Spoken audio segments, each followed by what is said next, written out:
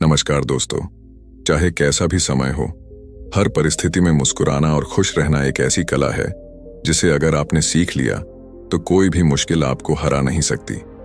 दोस्तों, हम सभी अपने जीवन में कई तरह की मुश्किलों से गुजरते हैं और इनका हल ढूंढने के लिए हम हर तरफ भागते हैं। कभी किसी से उम्मीद लगाते हैं कि वह हमारी मदद करेगा, तो कभी किसी जादुई समाधान की तलाश में रहते हैं। लेकिन जब ये उम्मीदें टूट जाती हैं तो हमारे चेहरे से मुस्कान गायब हो जाती है और बची हुई खुशियां भी हमसे दूर चली जाती हैं। आज हम आपको उन तरकीबों के बारे में बताएंगे जो आपकी खुशियों को वापस लाने में मदद करेंगी। तो चलिए इस प्रेरणादायक कहानी की शुरुआत करते हैं। दोस्तों, बहुत समय पहले की बात है। एक नगर में सबल नाम का गरीब व्यक्ति रहता था। उसके परिवार में उसकी पत्नी, उसका एक नवजात बच्चा, उसके माता और पिता रहते थे। वह बहुत ही गरीब था और उसका घर बहुत मुश्किल से चल पा रहा था। वह रोज मजदूरी करने के लिए बाहर जाता। कभी उसे जो कुछ काम मिल जाता तो कभी नहीं मिलता था। सबल पहले से ही बहुत परेशान था और तभी एक दिन उसकी माँ की तबीयत बहुत खराब हो गई और तब सबल को यह समझ में आया कि आखिर उसके दुखों का कारण क्या है। उसे यह अच्छी तरह से समझ में आ चुका था कि उसके पास इतने पैसे नहीं हैं कि वह अपनी माँ का इलाज करवा सके। उसके मन में यह बात बैठ गई थी कि अगर खुश होना है, अगर जीवन को खुशहाली के तौर पर बिताना है, तो पैसा तो चाहिए ही। और तब उसने यह तय किया कि वह जल्द ही एक ऐसा रास्ता निकालेगा जिससे वह जल्द से जल्द अमीर बन सके, जल्द से जल्द बेहद पैसा कमा सके। वह इसी आश के साथ यहां वहां घूमता रहा।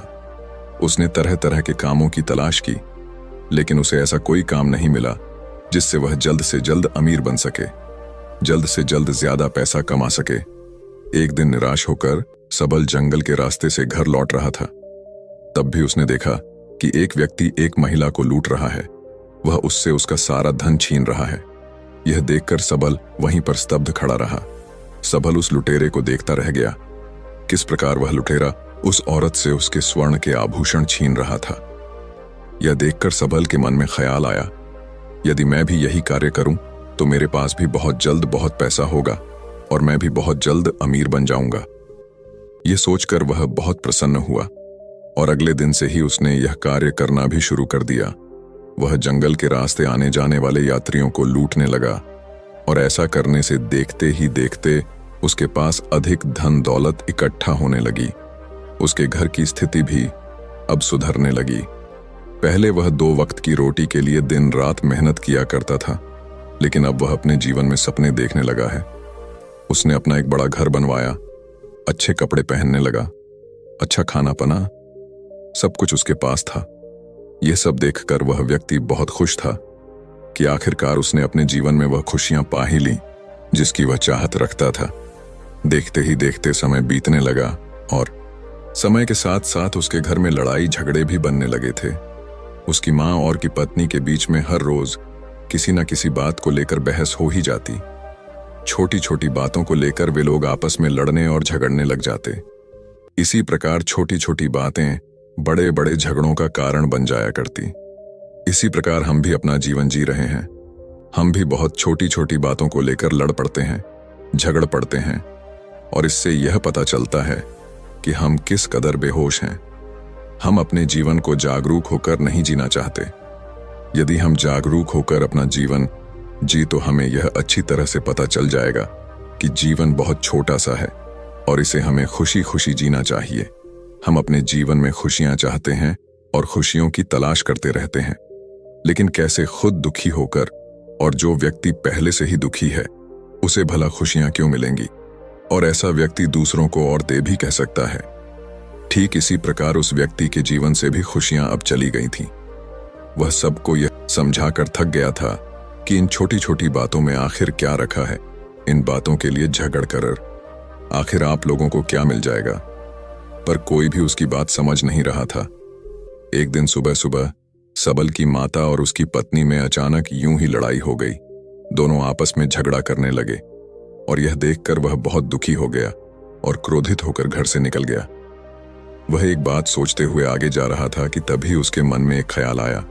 उसने खुद से यह सवाल किया कि मैंने यह सब क्यों किया, किसके लिए किया, जिनके लिए मैंने इतनी मेहनत की, आज वही लोग घर में लड़ रहे हैं, झगड़ रहे हैं। ये जो धन दौलत मैंने इकट्ठी की है, आखिर इनका क्या फायदा?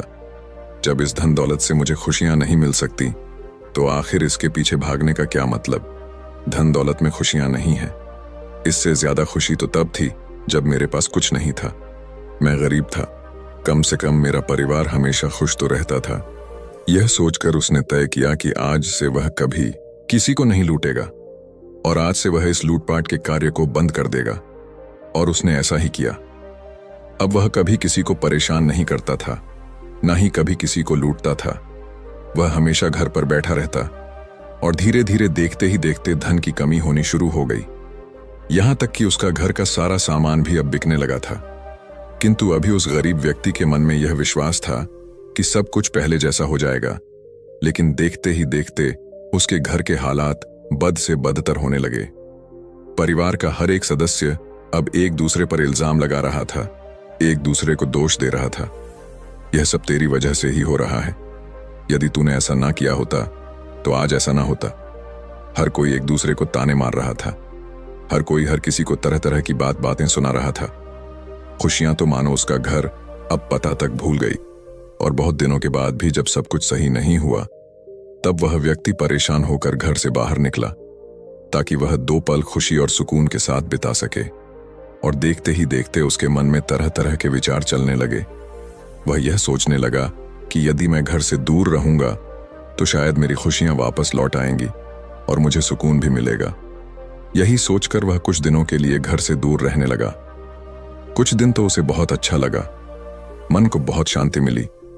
लेकिन उसके बाद अचानक वह फिर से दुख में चला गया। उसके मन में तरह तरह के विचार उत्पन्न होने लगे।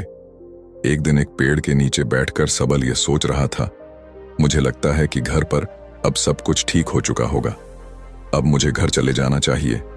वैसे भी मेरी माँ, मेरे पिताजी और मेरी पत्नी मेरी चिंता कर रहे होंगे। वह मुझे न जाने कहां कहां ढूंढ रहे होंगे। मुझे तो लगता है कि सबको अपनी गलती का एहसास हो चुका होगा, इसीलिए मुझे वापस घर चले जाना चाहिए। यह सोचकर वह अपने घर की ओर चल देता है। और जैसे ही वह अपने घर के करीब पहुंचता है, तभी उसे एक बार फिर से लड़ाई झगड़ों की आवाज सुनाई देने लगती है। वे सभी आपस में लड़ते हुए एक दूसरे से कह रहे थे, उसके चले जाने का कारण तू ही है, तेरे ही कारण यह सब हुआ है। इसी प्रकार वे सभी एक दूसरे पर यही इल्जाम लगा रहे थे, एक दूसरे को दोष दे रहे थे। लेकिन किसी को भी उस व्यक्ति को ढूंढने की चिंता या फिक्र नहीं थी, बल्कि उन लोगों को इस बात की चिंता थी कि वह किसकी वजह से गया। यह सुनकर उस व्यक्ति का दिल मानो टूट सा गया। वह भीतर ही भीतर पूरी तरह से निराश हो गया। और तभी उसकी नजर अपने छोटे बच्चे पर पड़ी, जो अपने छोटे छोटे पैरों से यहां वहां भाग रहा था और खेल रहा था, मुस्कुरा रहा था। एक ही था जो वहां पर पूरी तरह से खुश था। उसे उन सब की बातों से कोई लेना देना नहीं था। वह तो बहुत छोटा सा था। अपने बच्चे को इस तरह से देखकर उसका मन पिघल गया। उसकी आंखों में आंसू आ गए। उसने सोचा कि एक बार जाकर उसे गले लगा लेता हूं। मैं इतने दिनों से उससे दूर था, कम से कम गले लगाने से मेरे मन की प्यास बुझ जाएगी। लेकिन जैसे तैसे उसने खुद को संभाला और रोता हुआ वहां से वापस लौट गया। और अब उसने यह निश्चय कर लिया था कि वह घर तभी लौटेगा जब उसे सच में खुशियां मिल जाएंगी। वह खुशी की तलाश में यहां वहां भटकता रहा, लेकिन उसे खुशी कहीं नहीं मिली। एक दिन उसने महात्मा बुद्ध के बारे में सुना और तब उसके मन को बड़ी राहत मिली। उसने महात्मा बुद्ध के बारे में पहले भी बहुत कुछ सुन रखा था। वह जानता था कि बुद्ध सभी के प्रश्नों का उत्तर देते हैं, वह सभी की समस्याओं का समाधान करते हैं। जिस कारण उस व्यक्ति के मन में आशा की एक किरण जाग उठी। उसने तय किया कि वह महात्मा बुद्ध से अवश्य मिलेगा और उसने अगले दिन ही अपनी यात्रा प्रारंभ कर दी। और एक लंबी यात्रा के बाद आखिरकार वह महात्मा बुद्ध के पास जा पहुंचा और सबल महात्मा बुद्ध से कहता है, बुद्ध, मैंने सुना है आप सभी की समस्याओं का समाधान करते हैं।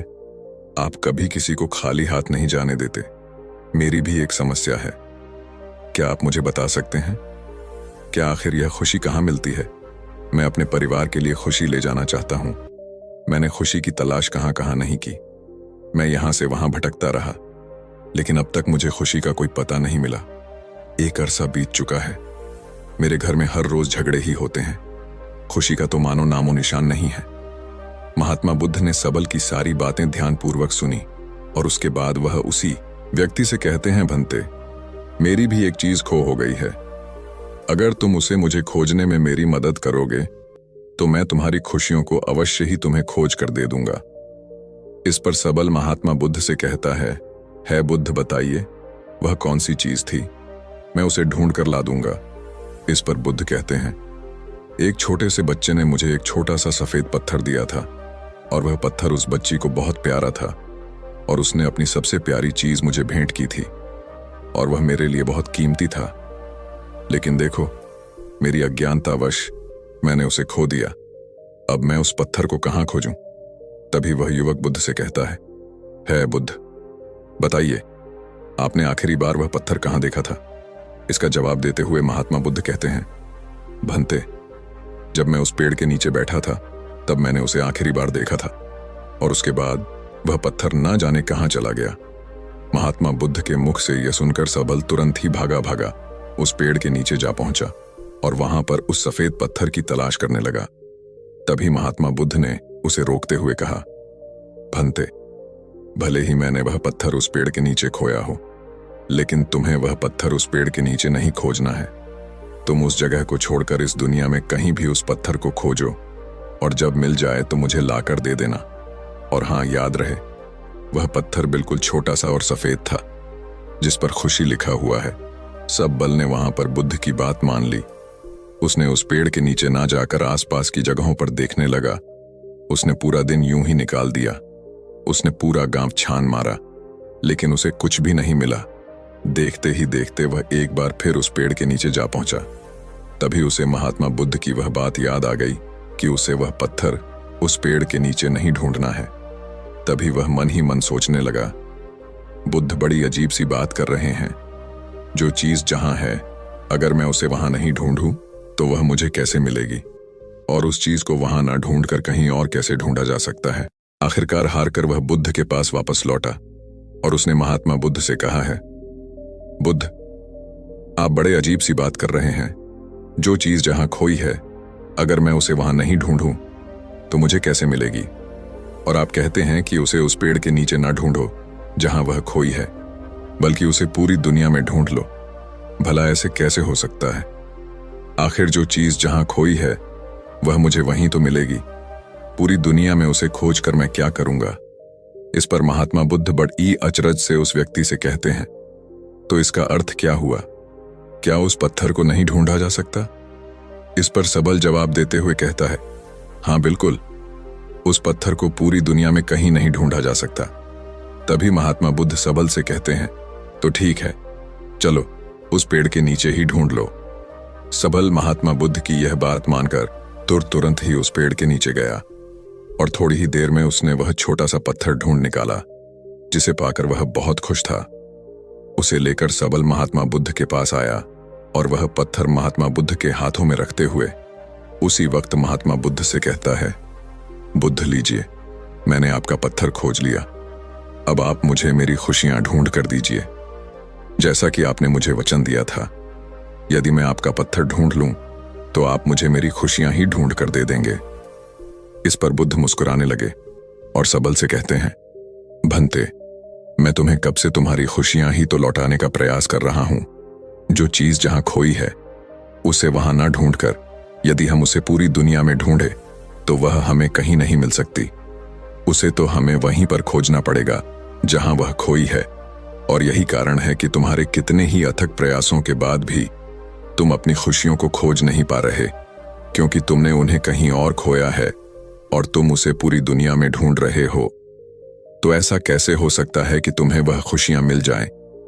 इस पर सबल बड़ा आश्चर्यचकित हुआ और वह महात्मा बुद्ध से कहता है, हे बुद्ध, आखिर आप क्या कहना चाहते हैं? आप यह कह रहे हैं कि मैंने अपनी खुशियां कहीं और खोई हैं। तो आप ही मुझे बताइए कि आखिर मैंने अपनी खुशियां कहां पर खोई हैं और मुझे क्यों नहीं पता कि वह कहां पर है। सबल की आवाज सुनकर महात्मा बुद्ध अपने स्थान से खड़े हुए और सबल का हाथ पकड़कर उसे एक छोटे से पेड़ के पास ले गए और फिर सबल से कहते हैं, भंते, क्या होगा अगर मैं इस पेड़ के सारे तनों को काट दूंगा? क्या यह पेड़ वापस बड़ा नहीं होगा? इसका जवाब देते हुए सबल कहता है, हे बुद्ध, आखिर वह पेड़ क्यों नहीं बड़ा होगा? उसकी शाखाएं बिल्कुल सही सलामत हैं, और ऐसे में यदि उसे पानी और खाद फिर से मिलेगी तो वह पेड़ फिर से एक बार बड़ा हो जाएगा। उसके तनी एक बार फिर लौट आएंगे।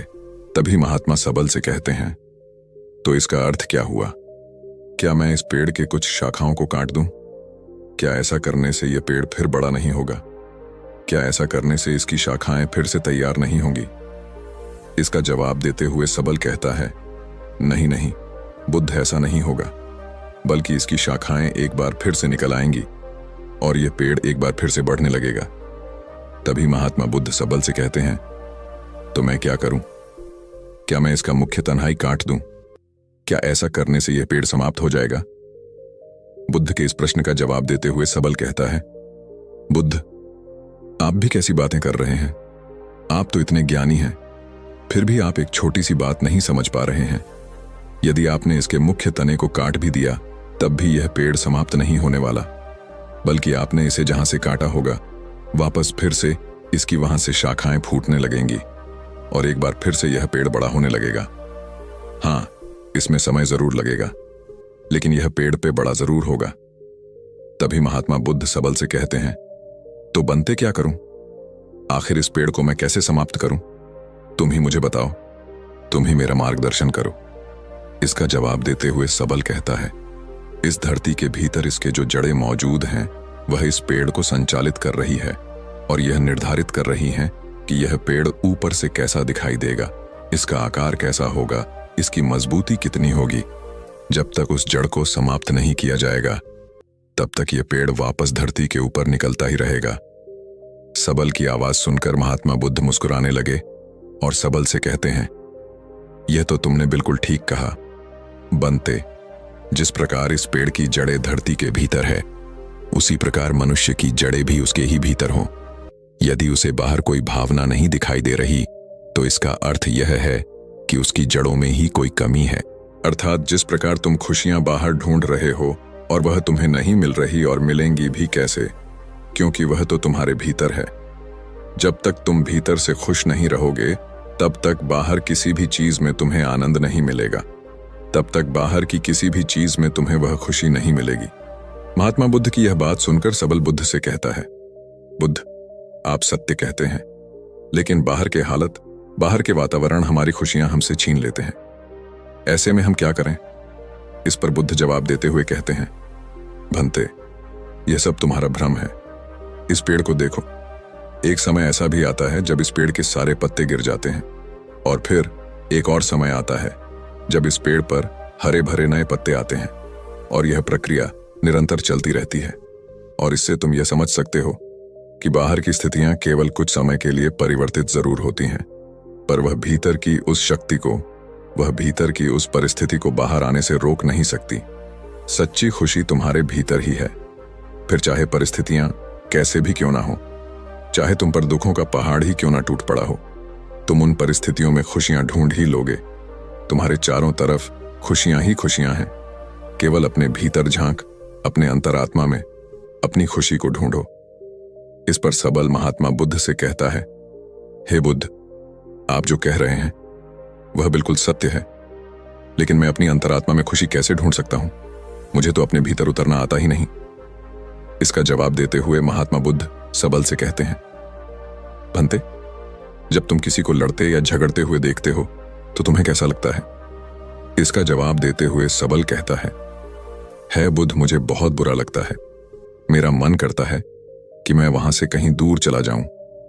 तभी महात्मा बुद्ध सबल से एक और प्रश्न करते हुए कहते हैं, अच्छा, जब तुम किसी को प्रेम भरी बातें करते हुए देखते हो तब तुम्हें कैसा लगता है? इसके जवाब में सबल कहता है, ऐसा लगता है कि मानो स्वर्ग यहीं पर है। तभी महात्मा सबल से कहते हैं, भंते, यही तो कारण है जो तुम्हारे अंतर्मन में परिवर्तन ला रहा है। इसलिए यदि तुम चाहते हो कि तुम्हारा अंतर्मन परिवर्तित हो जाए तो बाहर की चीजों से संबंध खत्म कर दो। ध्यान करो, अपने आप पर ध्यान लगाओ, अपने भीतर झांक, बाहर की चीजों को यूं ही छोड़ दो। बाहर की चीजों से यदि सहायता लेनी है तो ऐसी संगत कर जो तुम्हें तुम्हारे भीतर झांकने में मदद करे, ध्यान करने में तुम्हारी मदद करे, तुम्हारे भीतर उतरने में वह तुम्हारी सहायता कर सके। अच्छे लोगों और अच्छे विचार की तरफ आगे बढ़ो। भूतकाल में जो हो चुका उसे छोड़ दो। इतना कहकर बुद्ध शांत हो गए और सबल बुद्ध के हर एक उद्देश्य का पालन करना शुरू करता है। और देखते ही देखते केवल कुछ ही दिनों में उसका मन शांत होने लगता है। वह अपने चारों ओर खुशियां महसूस कर पाता है। देखते ही देखते यूं ही समय बीतने लगा और समय के साथ साथ वह अब पहले से अधिक खुश रहने लगा था और अब वह खुशी को अपने घर ले जाना चाहता था। इसीलिए उसने महात्मा बुद्ध से आज्ञा ली और फिर से एक लंबी यात्रा पर निकल पड़ा। अब जब घर की ओर जा रहा था तो उसे रास्ते में ना तो उसे कोई परेशानी थी और ना ही कोई चिंता। वह तो मस्त था, हर पल खुश था और वह अपने घर को भी ऐसा ही बना देना चाहता था। उसे अपने बेटे के छोटे छोटे चलते हुए कदमों की याद आ रही थी। वह सोच रहा था कि घर जाकर उसे गले लगा लूंगा। वह मस्त होकर आगे बढ़ रहा था कि जैसे ही वह नगर की सीमा में प्रवेश करता है तभी उसे एक व्यक्ति पहचान लेता है। उसने पहचान लिया कि वह वही व्यक्ति है जिसने उसके साथ लूटपाट थी और उस दौरान उसके साथी की मृत्यु भी हो गई थी। उसने तुरंत ही उस व्यक्ति को पकड़ लिया और राजा के सामने पेश किया। जब राजा ने उस व्यक्ति से उसके अपराधों के बारे में पूछा तो उसने वह सारे अपराध खुशी खुशी स्वीकार कर ले। राजा ने तुरंत ही उसे मौत सुना दी, उसे फांसी पर लटकाने की सजा दे दी। और जब उसकी आखिरी इच्छा पूछी गई, इस पर वह व्यक्ति कहता है, हे राजा, मुझे बस मेरे बच्चे से एक बार मिलना है। मैं उसे एक बार गले से लगाना चाहता हूं, उसके बाद ही मैं मृत्यु को खुशी खुशी प्राप्त कर पाऊंगा। राजा ने सबल की बात मान ली। तुरंत ही उसके घर पर सूचना दे दी गई। उसके घर वाले बच्चे को लेकर वहां पहुंच गए। उसके सभी परिवार वाले रो रहे थे, बिलख रहे थे, लेकिन वह खुश था। उसने अपने बच्चे को देखा और उसने तुरंत ही उसे उठाकर गले लगा लिया और उसे चूमने लगा। और वह अपने पुत्र से कहता है, पुत्र, अब तुम ही हो, तुम्हें ही सबका ख्याल रखना है, सबका ध्यान रखना। तभी वह बच्चा रोते हुए अपने पिता से कहता है, पिताजी, आप कहां थे? मैं आपको कितने दिनों से ढूंढ रहा था। मैं आपका इंतजार कर रहा था, लेकिन आप मुझसे मिलने कभी नहीं आए। लेकिन अब मैं आपको कहीं नहीं जाने दूंगा। अपने पुत्र के मुख से यह सुनकर उसकी आंखों में आंसू आ गए और जाते जाते वह अपने परिवार वालों से कहता है, जिंदगी खुशियों से भरी है, छोटी है, लेकिन इसमें चारों तरफ केवल खुशियां ही खुशियां हैं। इसे दुख में बर्बाद मत करो, बल्कि हर पल को खुशी से जियो।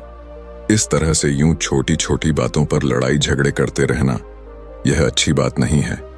इस प्रकार से तुम कभी भी आगे नहीं बढ़ पाओगे और एक दिन मिट्टी में मिल जाओगे।